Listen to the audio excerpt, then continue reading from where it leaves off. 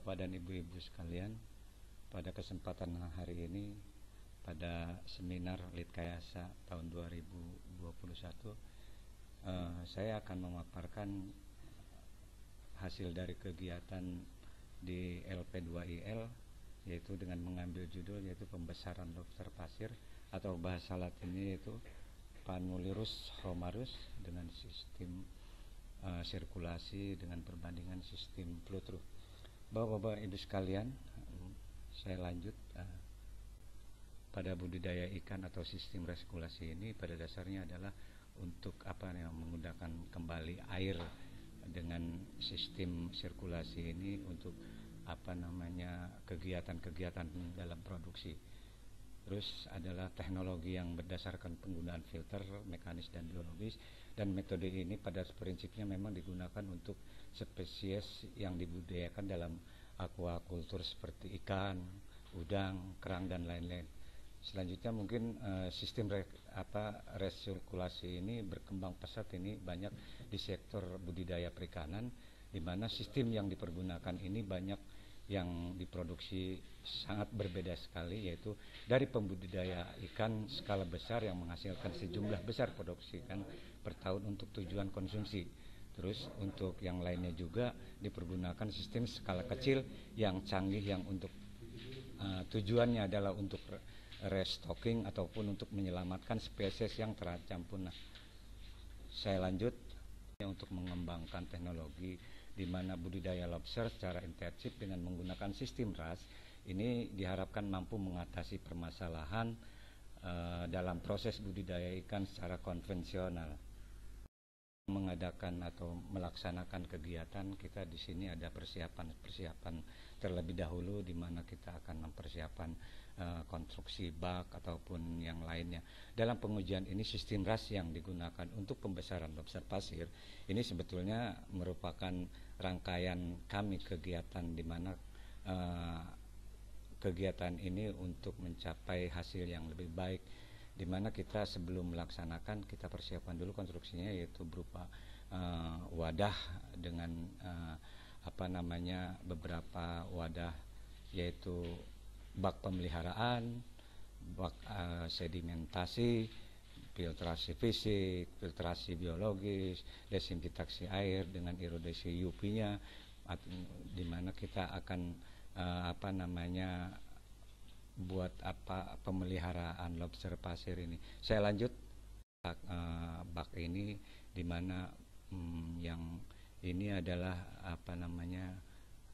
yang bulat-bulat itu adalah untuk bak pemeliharaan lobster pasir. Terus yang nomor 2 adalah bak sedimentasi.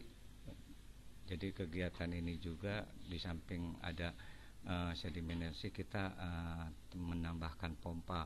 Terus nomor 4-nya yaitu ada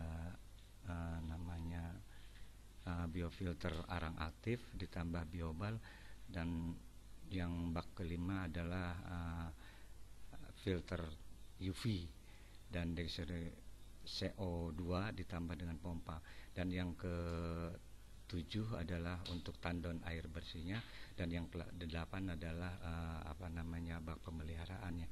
Saya lanjut kembali. Pemeliharaan dan bak sedimentasi untuk kelanjutan daripada kegiatan ini. Saya lanjut kembali. Daripada filter mekanis dan filter biologis, di mana kita air ini akan disalurkan melalui bak-bak ini. Saya lanjut kembali. Aliran UV ataupun komponen degaser CO2 dan tandon air bersih, di mana ini juga merupakan komponen daripada untuk kegiatan-kegiatan pembesaran lobster pasir dengan sistem RAS ini. Lanjut kembali. Kita lakukan pada sistem RAS ini di mana kita ada beberapa parameter, di mana parameter ini kita meliputi DO, pH, temperatur dan salinitas. Itu memang diukur kita setiap hari. Ada kegiatan ini juga kita memperlakukan parameter kimia dan parameter biologis, di mana parameter kimia kita juga untuk mendapatkan nitrat, nitrit, amonia dan fosfat serta biologis. Saya lanjut kembali.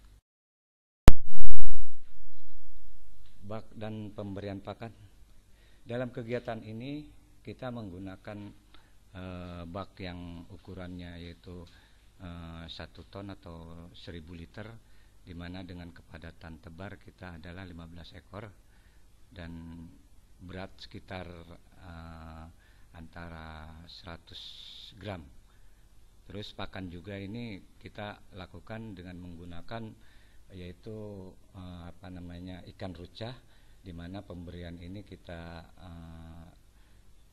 menggunakan sebesar 5% atau sampai dengan 12% per hari dari biomasa lobster pasir. Pemberian pakan ini kita lakukan sebanyak 2 kali, yaitu pagi dan sore hari. Jadi kalau misalnya kita tidak habis pakannya, kita sisa pakannya itu di bak-bak pemeliharaan lobster pasir kita sipon setiap hari, dan airnya kita ganti dengan air baru sebanyak 5% per hari. Terus jumlah pakan yang diberikan sesuai dengan disesuaikan setiap 2 minggu berdasarkan pengukuran berat badan rata-rata, perkiraan kelangsungan hidup dan dosis pakannya ini. Saya lanjut kembali. Ini mungkin untuk fluktuasi dan perbedaan pH, di mana sebetulnya untuk kisaran pH yang optimal itu sebesar 6,5 sampai dengan 8,5 ya. Jadi di sini kita lihat perbedaan antara lobster pasir secara ras dengan lobster pemeliharaan secara flutro, di mana di sini kita melakukan pengukuran setiap pagi dan sore hari. Pagi sore hari kita lakukan. Lanjut. Ini juga DO. DO sebetulnya di sini tidak terlalu mencolok signifikan untuk perbedaannya. Terus ini juga suhu juga sebetulnya kalau pagi dan sore ini memang untuk flutro dan sistem ras ini tidak terlalu jauh berbeda. Cuman kadang-kadang fluktuasi dari sore hari dari untuk flutro ini kadang-kadang mengalami penurunan 1 sampai 2 derajat Celcius. Saya lanjut. Nah, ini untuk mungkin pertambahan berat badan. Kita melakukan penimbangan itu 2 minggu sekali. Jadi di mana kita pada awal-awal pemeliharaan untuk lobster pasir ini, pada awal-awalnya memang kita belum ada kenaikan dari pemeliharaan ini. Namun pada minggu ke-3 sampai dengan ke-4 memang ini ada perbedaan antara sistem ras dengan sistem flutro ini. Jadi di mana minggu ke-3 sampai ke-4 ini memang ada perbedaan. Namun di sini belum terlihat memang ada perbedaan yang signifikan. Jadi belum sampai ke tahap terakhir, mungkin ya dengan pemeliharaan ini mudah-mudahan bisa ada perkembangan yang baik. Saya lanjut. Ini untuk pertambahan panjang badan lobster.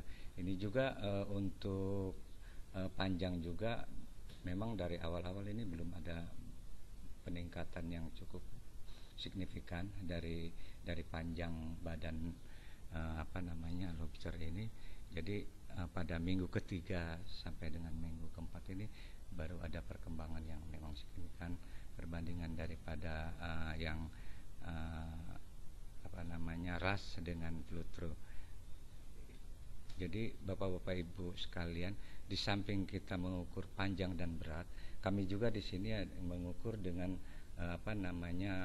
kita ukur panjang karapas ya. untuk karapas lobster pasir ini. Jadi di sini kita lihat dari minggu keempat sampai dengan minggu keempat ini memang jumlah daripada karapas ini memang ada perbedaan lah sedikitnya. Saya lanjut kembali. Nah, kelulusan hidup daripada lobster pasir ini kita bandingkan, yaitu di mana pada kelulusan hidup ini lobster yang dipelihara secara ras ini kita masih bertahan di ambang 85%, dan untuk yang flutro kita di ambang 80%. Jadi memang masih ada perbedaan untuk kelulusan hidupan daripada lobster pasir. Saya lanjut kembali. Nah, di sini kita dilihat juga kita untuk melihat molting ataupun ganti kulit, di mana lobster pasir ini pada bulan Juli ini memang masih belum begitu banyak untuk ganti kulit, dan untuk bulan Agustus sudah ada peningkatan ganti kulitnya. Terus untuk yang bulan September malah lebih naik lagi untuk ganti kulit di sistem ras. Namun di sistem flutro kita mengalami pada bulan Juli itu memang tinggi, namun pada pas bulan Agustus mengalami penurunan untuk ganti kulitnya, dan pada bulan September untuk sistem flutro ini mengalami kenaikan. Namun kalau dilihat daripada rata-rata memang lebih banyak daripada sistem ras untuk ganti kulitnya. Saya lanjut kembali, Pak. Di sini kesimpulan dan sarannya. Dari hasil kegiatan perekayasaan ini memang diketahui bahwa ras dapat mempertahankan parameter fisik kualitas air yang stabil dalam waktu yang relatif lama. Terus parameter biologis lobster pasir, pertumbuhan berat dan panjang FCR, biomasa dan SR-nya, dan molting itu yang dipelihara dengan sistem ras terlihat lebih baik jika dibandingkan dengan lobster pasir yang dipelihara dengan sistem air mengalir atau flutro. Terus panjang badan karapas lobster pasir yang dipelihara dengan sistem ras terlihat lebih panjang, walaupun tidak secara nyata dibandingkan dengan lobster pasir yang dipelihara secara sistem air mengalir atau flutro pada pengujian terakhirnya. Itulah Bapak-Bapak sekalian paparan kami pada kesempatan hari ini, dan kami mengucapkan terima kasih pada Bapak sekalian. Selamat pagi. Wassalamualaikum warahmatullahi wabarakatuh.